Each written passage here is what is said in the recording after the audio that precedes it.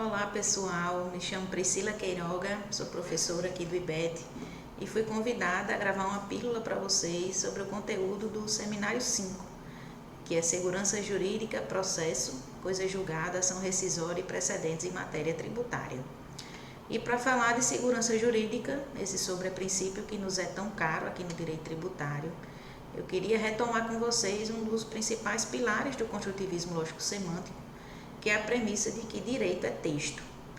Isso significa dizer que o nosso objeto de trabalho são os enunciados prescritivos postos no sistema e sobre os quais nos debruçamos para interpretar e então construir as normas jurídicas, que aqui conceituamos como juízos hipotéticos condicionais.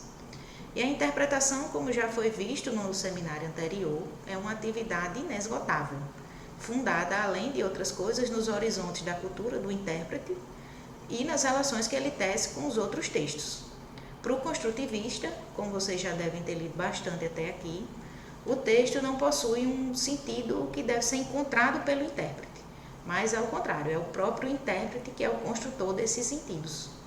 Assim, não há um sentido correto para os textos jurídicos, já que ele depende do recorte promovido pelo intérprete para isolar o seu objeto de estudo, das premissas que ele adotou e das conclusões que ele alcançou. Essas podem ser válidas ou não. E por que eu estou trazendo esse tema de volta? Por que essa noção é tão importante? Porque ela nos dá uma visão clara de que o direito é dinâmico, é suscetível a mudanças, seja ela para melhor ou para pior, dependendo do ponto de vista, mas que ele sempre está em movimento, ele nunca está estanque. Só que essas mudanças de interpretação, apesar de serem tão naturais, elas não podem ser desenfreadas.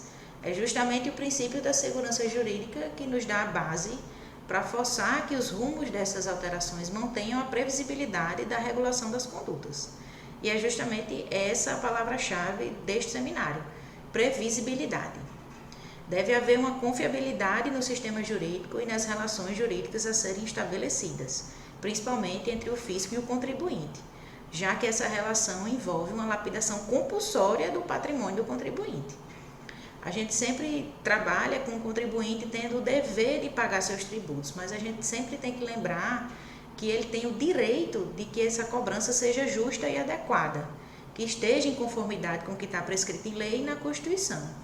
E é justamente aí que as mudanças de orientação de jurisprudência do STF nas orientações administrativas emitidas pela Receita Federal, por exemplo, tem um grande impacto direto sobre os riscos que se submetem os sujeitos passivos que tenham se planejado segundo o entendimento que eventualmente tenha sido superado, não podendo a gente, como operadores do direito, deixar que esses riscos sejam de tal monta que faça ruir qualquer planejamento do contribuinte.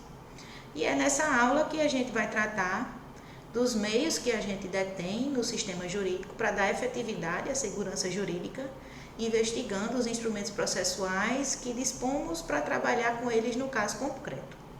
Vamos trabalhar a noção de modulação dos efeitos das decisões do STF, conceito de coisa julgada, que foi há pouco relativizado pelo STF, né, nos tributos de trato continuado, vamos discutir um pouco essa decisão. Precedentes, súmulas, repercussão geral, controle de constitucionalidade, entre outros mecanismos que podemos invocar como salvaguarda da segurança jurídica. Espero de coração que essa aula seja bastante proveitosa, que vocês discutam bastante e que a gente no final saia fortalecido para defender a aplicação de um bom direito. Grande abraço e até a próxima oportunidade.